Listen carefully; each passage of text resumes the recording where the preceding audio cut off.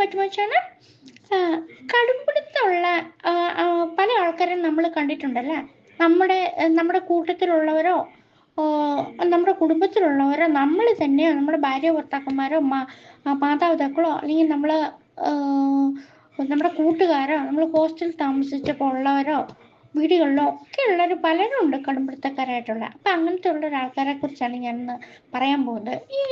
ഇപ്പം ഈ ഈസ്റ്ററൊക്കെ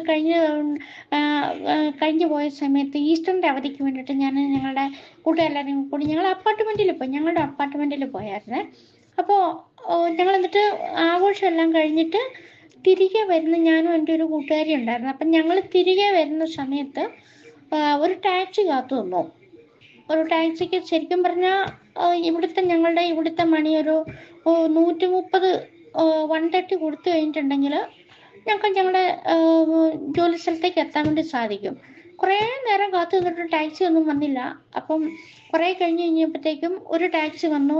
അയാൾ ഞങ്ങളുടെ അടുത്ത് കൊണ്ട് നിർത്തി. അപ്പം ഞങ്ങൾ ചോദിച്ചു റേറ്റ് എത്രയാണെന്ന് ചോദിച്ചു. അപ്പോൾ പറഞ്ഞു 150 കൊടുക്കണം എന്ന് പറഞ്ഞപ്പം എൻ്റെ കൂട്ടുകാർ പറഞ്ഞു അത് അത്രയും പറ്റത്തില്ല, ഇപ്പോൾ അങ്ങോട്ടേക്ക് 130 ഉള്ളൂ, നിങ്ങൾ എന്തിനാണ് ഇത്ര 150 വാങ്ങിക്കുന്നത് എന്നെല്ലാം അയാളോട് ചോദിച്ചു. ഞാനൊന്നും പറഞ്ഞില്ല. ഞാൻ 150 ആണെങ്കിലും കുഴപ്പമില്ല, കയറി പോയേക്കാന്ന് വിചാരിച്ചു. കാരണം ഞങ്ങൾ രണ്ടുപേരും കൂടെ ഡിവൈഡ് ചെയ്തിട്ടാണ് അത് എടുക്കുന്നത്. അപ്പം അങ്ങ് കയറി പോയേക്കാന്ന് വിചാരിച്ചു. പക്ഷെ എൻ്റെ ഫ്രണ്ട് അവൾ സമ്മതിച്ചേ ഇല്ല. അവൾ പറഞ്ഞു ഇല്ല 130 ഉള്ളൂ, എന്താണ് നിങ്ങൾ പിന്നെ 20 കൂടുതൽ വാങ്ങിയെന്ന് ചോദിച്ചിട്ട് അവളത് അയാളുമായിട്ട് വഴക്കിട്ടിട്ട് ടാക്സി വേണ്ടാന്ന് പറഞ്ഞു.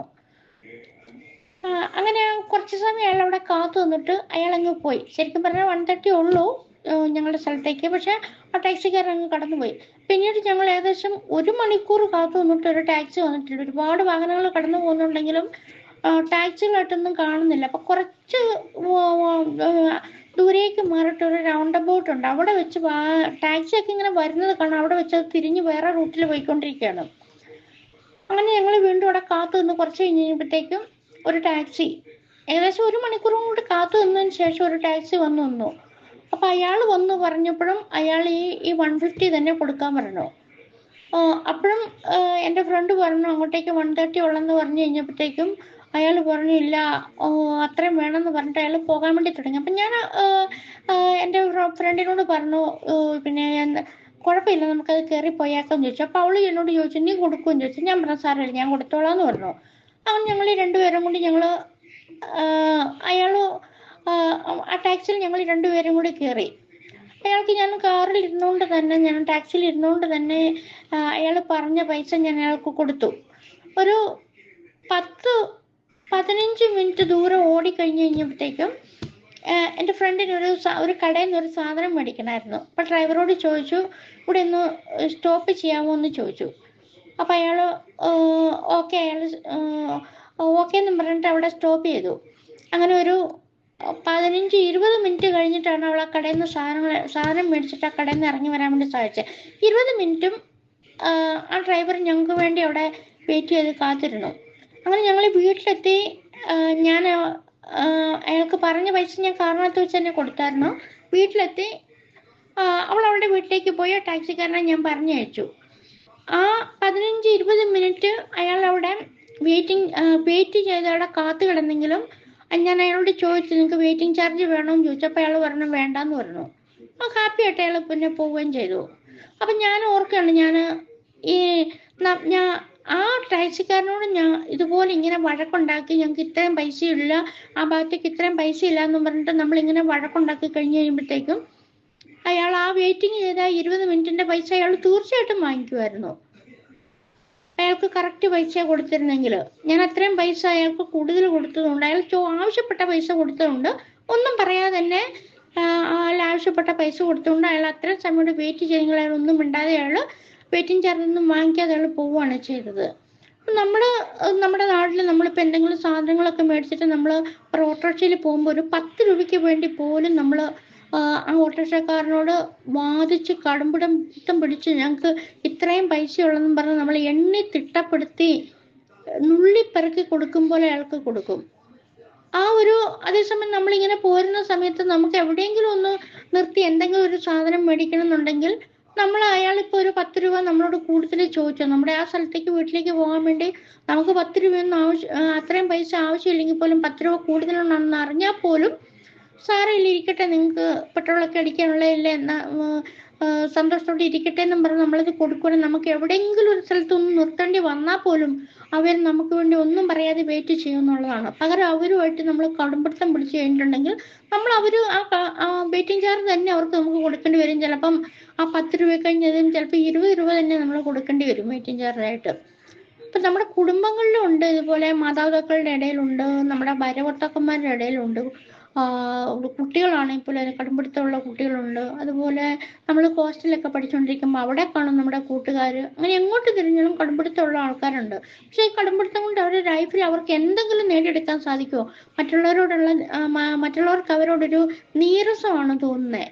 പിന്നീട് അവരോട് നമുക്ക് സംസാരിക്കണം, അവരുടെ കൂടെ എവിടെയെങ്കിലും യാത്ര ചെയ്യാൻ പോലും ആരും ഇഷ്ടപ്പെടത്തില്ല. ഇതുപോലെ നിസ്സാരമായ കാര്യങ്ങൾക്കൊക്കെ കടുംപിടുത്തം പിടിക്കുന്നവരുടെ കൂടെ നമ്മുടെ ലൈഫിൽ നമ്മൾ എപ്പോഴും ഒരു കുറച്ച് ഒരു മറ്റുള്ളവരോട് ഒരു മേഴ്സി ആയിട്ടുള്ള ഒരു മൈൻഡ് നമ്മൾ മറ്റുള്ളവരോട് നമ്മൾ കാണിക്കണം. കടുംപിടുത്തം പിടിക്കേണ്ട ഒരു ആവശ്യമേ നമ്മുടെ ലൈഫിൽ അങ്ങനത്തെ ഒരു ആവശ്യമേ ഇല്ല. നമുക്കത് പറഞ്ഞിട്ട് നമുക്കത് പരിഹരിക്കാവുന്ന ഇതേ ഉള്ളൂ. ഞാൻ പിടിച്ച മുയലിന് കൊമ്പ് മൂന്നെന്നുള്ള രീതിയിൽ ഇത് നടന്നേ പറ്റുള്ളൂ, ഇങ്ങനെയാണെന്നും പറഞ്ഞിട്ട് കടുംപിടുത്തം പിടിച്ചോണ്ടിരുന്ന് കഴിഞ്ഞിട്ടുണ്ടെങ്കിൽ നമുക്ക് പക്ഷെ നമുക്ക് നേട്ടം വരുന്ന കാര്യങ്ങളാണെങ്കിൽ പോലും നമ്മളിൽ നിന്ന് അകന്നു പോകത്തേ ഉള്ളൂ.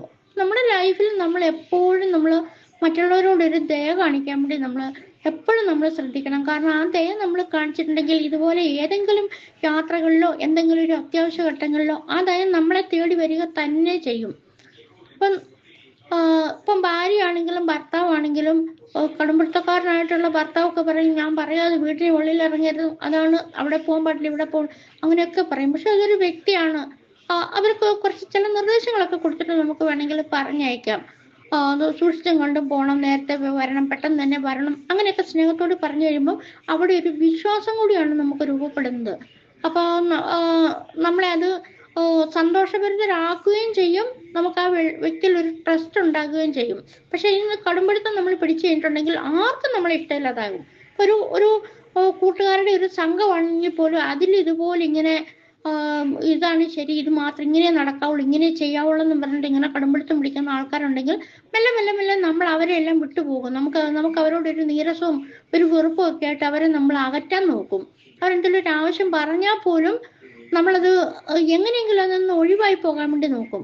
അപ്പൊ എല്ലാവരും നമ്മൾ എന്തിനാണ് നമുക്ക് സന്തോഷത്തോടും ഹാപ്പി ആയിട്ട് ജീവിക്കാൻ വേണ്ടിയാണ് നമ്മൾ ഈ ഭൂമിയിലേക്ക് വന്നിരിക്കുന്നത്. നമ്മൾ നമ്മുടേതായ ചില ചിന്തകളും നമ്മുടേതായ പ്രവൃത്തികളും കൊണ്ട് നമ്മൾ ടെൻഷനും സ്ട്രെസ്സും ഡിപ്രഷനും ഒക്കെ ആയി നമ്മൾ വല്ലാത്ത രീതിയിൽ ജീവിക്കുന്നതാണ്. നമ്മളിപ്പോൾ നമുക്ക് കിട്ടാനുള്ള കാര്യങ്ങളാണെങ്കിൽ അത് ടെൻഷൻ അടിച്ചാലും കിട്ടും, ടെൻഷൻ അടിച്ചിട്ടില്ലെങ്കിലും കിട്ടും.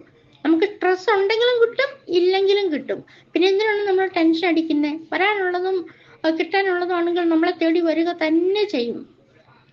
പിന്നെ എന്തിനാണ് നമ്മൾ ടെൻഷൻ അടിക്കാൻ വേണ്ടി പോകുന്നത്? ഇപ്പൊ ഇങ്ങനത്തെ കാര്യങ്ങളൊക്കെ വന്നു കഴിയുമ്പോഴത്തേക്കും ആരെങ്കിലും ഒക്കെ പറയുന്നത് കേട്ടിട്ട് നമ്മളൊന്ന് ചെറുതായിട്ടൊന്ന് പരീക്ഷിച്ച് നോക്കണം. ഞാൻ എന്തിനാണ് ഇങ്ങനെ ടെൻഷൻ അടിക്കുന്നത്? ഞാനൊക്കെ ഇതുപോലെ ഇങ്ങനെ പഠിച്ചുകൊണ്ടിരിക്കുന്ന കാലത്തൊക്കെ ഇതുപോലെ ഇങ്ങനെ എന്ത് കേട്ടാലും ടെൻഷനൊക്കെ അടിക്കുമായിരുന്നു. പക്ഷെ ഇതുപോലെ ഇങ്ങനെ ചെറുപ്പം മുതലേ ഒരുപാട് വായിക്കുന്ന ആ ഒരു സ്വഭാവം ഉണ്ടായിരുന്നുകൊണ്ട് ആ വായനയിൽ കിട്ടിയ അറിവെല്ലാം മനസ്സിൽ ഇങ്ങനെ എന്തെങ്കിലും ഒക്കെ പ്രശ്നങ്ങൾ വന്നു കഴിയുമ്പോഴത്തേക്കും മനസ്സിലേക്ക് കയറി വരും. അപ്പൊ എന്റെ മൈൻഡ് തന്നെ നമ്മളെ പ്രൊട്ടക്ട് ചെയ്യും. മനസ്സ് തന്നെ നമ്മളോട് പറയും, എന്തിനാ ഇങ്ങനെ ടെൻഷൻ അടിക്കുന്നത്, വേറെ വല്ല പണിയും ഇല്ലേ? അങ്ങനെ വിചാരിച്ച് നമ്മൾ വേറെ എന്തെങ്കിലും ഇതിലേക്ക് നമ്മുടെ മൈൻഡിനെ ഡൈവേർട്ട് ചെയ്ത് നമ്മൾ ആ പ്രവൃത്തിയിലേക്ക് മാറിക്കഴിയുമ്പോൾ അത് താനെ അങ്ങോട്ട് അതിന്റെ ആ ഒരു ഫോഴ്സ്, അതിന്റെ ഒരു ശക്തി, സ്ട്രെങ്ത് നമുക്ക് കുറഞ്ഞു കിട്ടും. മെല്ലെ മെല്ലെ അതങ്ങ് ഇതായി പോകും. നമുക്ക് കിട്ടാനുള്ളത് നമ്മൾ തേടി വരികയും ചെയ്യും. അപ്പൊ ഇതുപോലെ നമ്മൾ എന്തെങ്കിലും ഒരു കാര്യത്തിൽ നമ്മൾ കടുംപിടുത്തം പിടിക്കുന്നവരിൽ അല്പം ദയോട് കൂടി, അല്പം ഒരു കാരുണ്യത്തോടു കൂടി അവരോട്, നമ്മുടെ കൂടെയുള്ള സഹജീവികളോട്, അച്ഛനായിക്കോട്ടെ, അമ്മയായിക്കോട്ടെ, ഭാര്യ ആയിക്കോട്ടെ, ഭർത്താവായിക്കോട്ടെ, മക്കളായിക്കോട്ടെ, കൂട്ടുകാരോ നാട്ടുകാരോ ആൾക്കാരോ ആരും ആയിക്കൊള്ളട്ടെ, അപ്പൊ ഒരു അല്പം ദയോട് കൂടി നമ്മളൊരു പെരുമാറാൻ ശ്രമിക്കുക. അപ്പൊ അത് തന്നെ മറ്റൊരവസരത്തിൽ നമുക്ക് എന്തെങ്കിലും ആവശ്യം വരുന്ന സമയത്ത് നമ്മളെ തേടി വരുമെന്നുള്ളത് 100% ഉറപ്പാണ്. അപ്പൊ ഇത് നിങ്ങൾക്ക് നല്ലതായിട്ട് തോന്നുന്നുണ്ടെങ്കിൽ നിങ്ങൾക്ക് നിങ്ങളുടെ ഗ്രൂപ്പിലോ കൂട്ടുകാർക്കോ ആർക്കെങ്കിലും ഒക്കെ നിങ്ങൾക്ക് ഷെയർ ചെയ്ത് കൊടുക്കാവുന്നതാണ്. അപ്പോൾ അടുത്ത വീഡിയോയിൽ നമുക്ക് കാണും വരെ എല്ലാവർക്കും നന്ദി, നമസ്കാരം. അറിവെന്ന് പറയുന്നത് പ്രകാശമാണ്. പ്രകാശം അറിവില്ലായ്മയുടെ അന്ധകാരത്തെ നമ്മുടെ ഹൃദയങ്ങളിൽ നിന്ന് നീക്കിക്കളയും. എല്ലാവർക്കും സ്വന്തം മനസ്സിനെക്കുറിച്ചും സ്വന്തം ജീവിതത്തെക്കുറിച്ചും മനസ്സിലാക്കാനും അതനുസരിച്ച് പെരുമാറാനുമുള്ള അറിവുണ്ടാകട്ടെ എന്ന് ആശംസിച്ചുകൊണ്ട് നിർത്തുന്നു. അപ്പോൾ അടുത്ത വീഡിയോയിൽ കാണുമ്പോൾ എല്ലാവർക്കും നന്ദി, നമസ്കാരം.